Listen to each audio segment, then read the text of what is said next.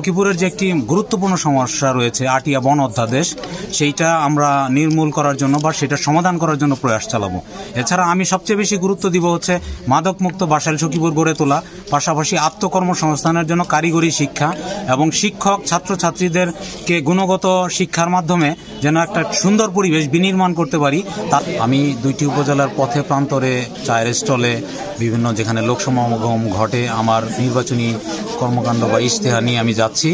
তো সাধারণ মানুষের মাঝে এবং গরিব মেহনতি কৃষক শ্রমিক যারা আছে নিপীড়িত বঞ্চিত মানুষের মাঝে আমি ভালো সাড়া পাচ্ছি এবং তারা আমাকে তাদের কণ্ঠস্বর হিসেবে মনে করছে যে না, আমাদের কথাগুলোই ওনার মুখ দিয়ে বেরিয়ে আসতেছে।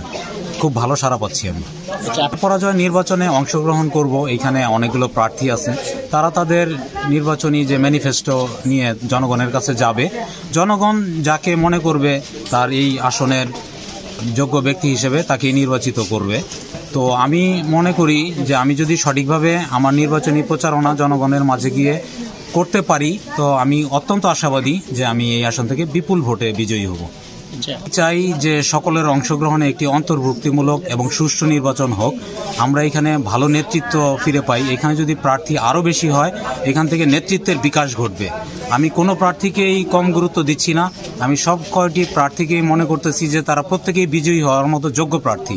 তো সেই ক্ষেত্রে সকল প্রার্থীকেই সমান গুরুত্ব দিয়ে এবং আমরা যেন নিজেদের গুণগত মান বজায় রেখে শান্তিপূর্ণ সহাবস্থান রেখে প্রতিদ্বন্দ্বিতামূলক পরিবেশে একটি নির্বাচন উপহার দিতে পারি।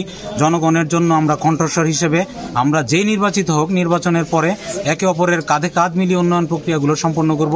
সেই ক্ষেত্রে সকল প্রার্থীকে আমি খুব গুরুত্ব দিচ্ছি। সকলেই বিজয়ী হওয়ার মতো সমান গুরুত্বপূর্ণ। বাসাইলে একটি অবহেলিত অঞ্চল, বিগত সময়ে সঠিকভাবে এটার প্রতি নজর দেওয়া হয়নি।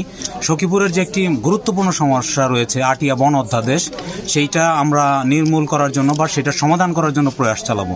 এছাড়া আমি সবচেয়ে বেশি গুরুত্ব দিব হচ্ছে মাদকমুক্ত বাসাইল সখীপুর গড়ে তোলা, পাশাপাশি আত্মকর্মসংস্থানের জন্য কারিগরি শিক্ষা এবং শিক্ষক ছাত্রছাত্রীদেরকে গুণগত শিক্ষার মাধ্যমে যেন একটা সুন্দর পরিবেশ বিনির্মাণ করতে পারি, তাদেরকে সম্পৃক্ত করে সমাজের গণ্যমান্য ব্যক্তিগণ, মসজিদের ইমাম, মন্দিরের পুরোহিত, ক্ষুদ্র নৃতাত্ত্বিক জনগোষ্ঠীর যারা নেতৃস্থানীয় ব্যক্তিবর্গ আছে, সমাজের যারা গণ্যমান্য ব্যক্তিত্ব আছে এবং আমাদের যে সুশীল সমাজ আছে, সকলকে ঐক্যবদ্ধভাবে নিয়ে একটি উন্নত বাসাইল সখীপুর গড়ে তুলব।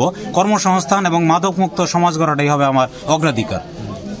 সখীপুর বাসাইলের জনগণের প্রতি আমার বার্তা, আপনারা আপনাদের অধিকার সম্পর্কে সচেতন হন। আপনারাই হচ্ছে সম্মানিত নাগরিক।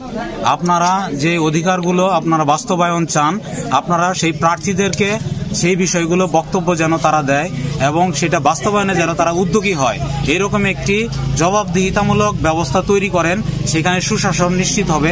সরকারি বেসরকারি প্রতিষ্ঠান এবং যারা জনপ্রতিনিধি হবেন সকলে মিলে যেন একটি সুন্দর সমাজ এবং রাষ্ট্র বিনির্মাণ করতে পারে, যার নজির আমরা সখীপুর বাসাইল থেকে আমরা দেখতে চাই।